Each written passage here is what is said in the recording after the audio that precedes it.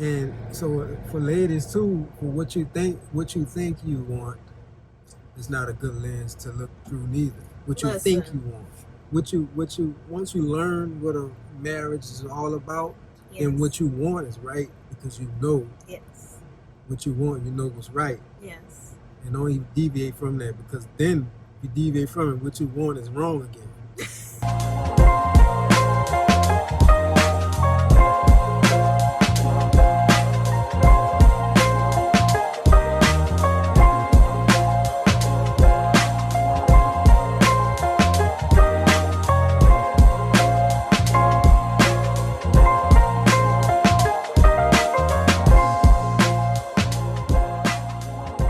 So when you're dealing with a man that's willing to, it's not correcting, it's not checking, it's protecting you.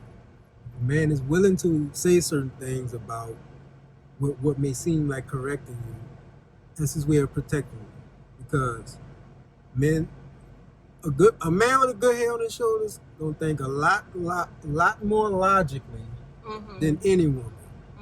And he's probably either in prevention stage or protection stage. So just listen and understand it, especially if you know the man, if you know the brother, you know he's not conniving, you know he's not doing anything dirty. Listen to the brother. He's probably saying something that's going to benefit you and everybody else. Right. And that's why I recommend women only having, every man ain't about to be around me, period. Point blank. At the end of the day, you have friends who won't come around me. I don't know if you would call them friends, but they probably call you a friend. But they just won't come around because I am not the woman who, just because you're a man, you suddenly are more smart or more logical or more any of that. But a good man, a righteous man, yeah, he is. He is as wise as I know I am. I still listen to the wisdom around me. And I understand the reason that it is there. I understand that it's there for protection. And I understand the value of that protection to me. And there's a lot of ease that I can experience. And it's not to brag or anything like that. But there's a lot of ease that I experience in my life because I value the men around me. And I teach women how to make men your allies. But I also teach women how to have the right men around you. Any old man who would be that kind of man who is controlling or who doesn't value the opinions of women, he shouldn't even feel comfortable in your presence, period. And it's not about you being angry or loud or anything like that, but knowing how to have an energy of, but I'm serious about mine. And having people understand that and understand you for that and appreciate you for that. That's that feminine influence and knowing how to use it. Effectively. So important. But yeah, this was a good conversation. Thank you for suggesting this. This was a really good conversation. It's something we've been talking about a lot because the question of should a man love a woman more? Should a man put his woman before his wife, before his mom? Should the woman feed the man before the kids? Like all of these conversations are coming up in the relationship space, and it's time to talk about it. It's time to talk about it from a real perspective. The part of you teaching your children to respect your man by feeding your man first, yes, that's important. But guess what? A man who understands his role and his position as provider and protector is not going to eat and them children haven't eaten. Period. The end. He going to go out and kill something before he let them kids be hungry and he sitting there fat.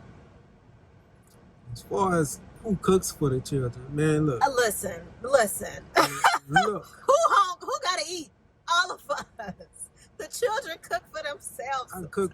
You know what I'm saying? Look, so that's everybody gotta eat. That's the importance of. So I'm gonna say it like this. I cook for my kids a whole hell of a lot. Yes. I cook for her every morning. A lot, yes. Every morning. I don't cook for them no more. They know how to cook. But I cook for you every morning. You know what I'm saying? for and many it reasons. just shifted into that way. I used to cook for you every morning. But It's I'm up just- before everybody. Yeah, I'm it's what up works for before us everybody. right now. So if I'm hungry, sometimes my kids wake up before me. Not all the time. Mostly I wake up. The goal is to wake up at 4:30 every morning. That's, Mhm. Sometimes I don't. Let's be honest. Let's be real. I sleep in from a long, busy day. Mhm. They wake up. They cooking their own breakfast. But my wife usually stays up the latest because she the one. She's the owl. She's the ninja. And I understand that. And more goodness. times than many is due to her business, due to her work. Right. I handle my stuff in the morning. I need silence. Yes. I don't like people in the morning, so I need all the time to myself. So it works. It goes hand in hand. Yes. So if I'm up, Right. I'm going to cook for whoever's in my household that Right. needs to eat. You know what I'm saying? I take it upon myself to surprise my wife with breakfast every morning. Yeah. I'm coming in there with breakfast. I'm not trying to hear nothing about I ain't hungry. None of that. I'm coming in there with breakfast. Because men, you need to know 50% of the time why your woman is not happy or is upset with everybody in the house because she hasn't eaten. That's gems. I should pay y'all. I should charge y'all for that. That's gems. She ain't eating. Oh goodness. Everybody's eating. So back to my point. Hangry. Hangry. She's hangry. Y'all think women be crazy. They're not crazy, they're hungry. They're not crazy, they are hungry. I can't take you. Feed oh her. My goodness. So every morning, if I'm up, she eat. Oh my goodness. And that's the That's love part. preventative measures though. Like you prevent it before it even happens. And I I have lots of really good days because it's pretty much that's feeding the me love all the time. My love for her, whether it's more or what, is so much that I don't. Yes. I look past all that. I want my baby to eat. Every morning, I want my baby to eat. If she up before that, same thing. I want. Yes, him to eat. Exactly. When I'm up, I cook for everybody when I wake up. When she up, I everybody. really do. It be like, damn, you had this many people in the house. You made. That's why I'm heard you telling somebody I built an 8-foot table. That's why I built an 8-foot Yeah, table. because Half I of it cook is food for a lot of people. But and it is. We do have a lot of people. We make this stuff complicated.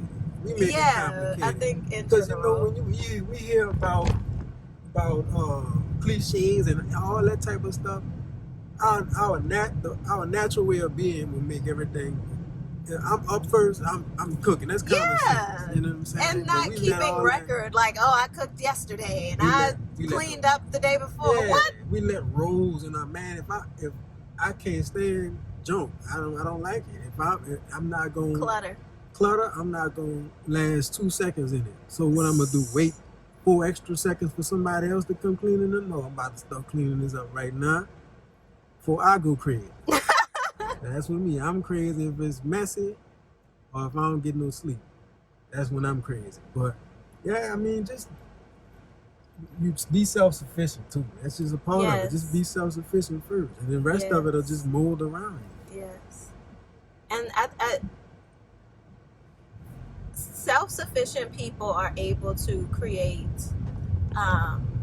really healthy dynamics in relationships because everybody is able to pour in. Everybody is able to give because they're not all empty. Folks who are keeping record and tallying, I did this then, and it's really coming from a place of lack and being less filled, and you then end up in a codependent relationship where you are expecting that person to fill your cup for you.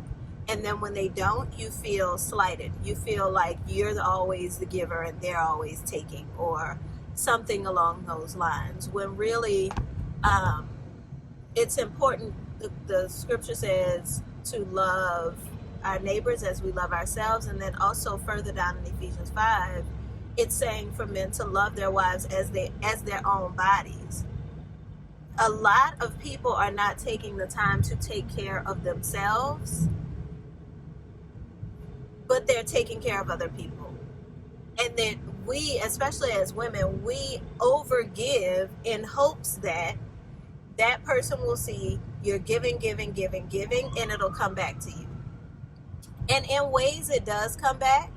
But if you are not being specific about filling your cups in the ways that you need to be filled, even the blessings won't be enough. They won't be enough.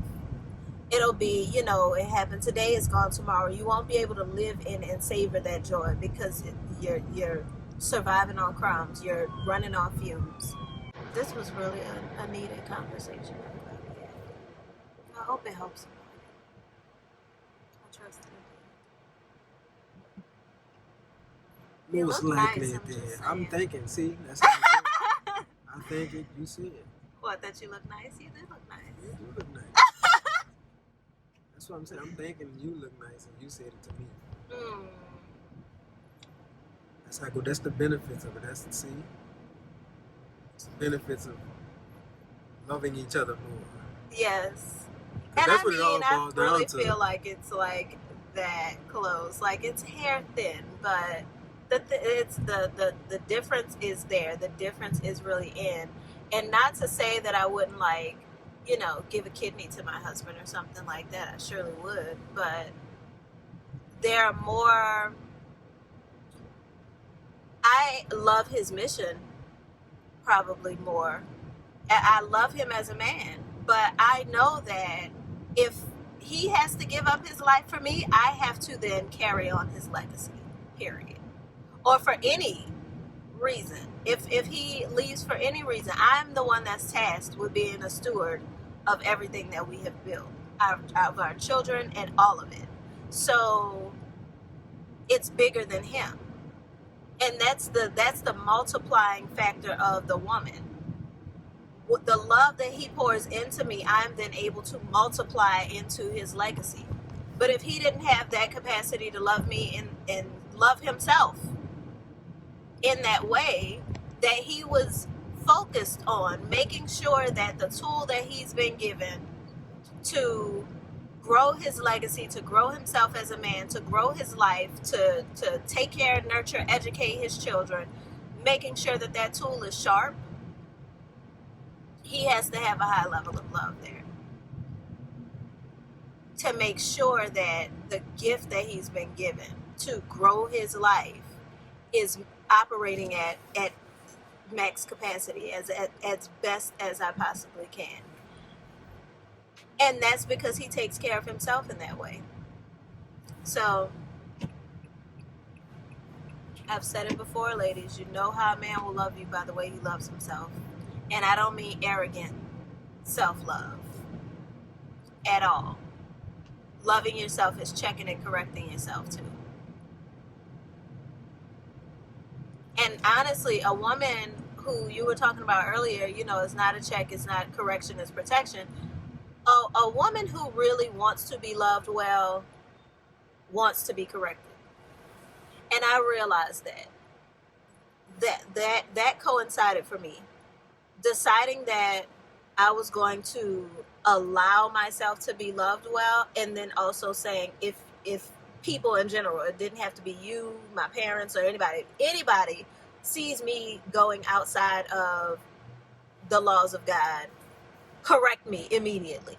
Let me know. That desire for correction and that desire for proper love came at the same time. When you don't want to be corrected, you really don't want nobody to love you. When every time a man has something to say to you, it's you can't tell me this, or I'm grown that, or any of that. You don't really want to be loved. You want to be adored. You want to be adored. You want to be admired. Those are the words that fit there, and those are not bad things. But you don't want to be loved. See, that's God's only definition of love, to keep my commandments. Yes, exactly. Within keeping God's commandments, Yes. is taking care of others and doing everything that's necessary to survive for your provision and others. So, Yes. Simple as that. So correction is love, you know. And if that hits you, then be willing to take that time to look at yourself. Be willing to correct yourself. Be willing to say, you know, what is at the root of this? What is at the root of me wanting to self-sabotage, really? Because that's what it ends up becoming. living without being corrected.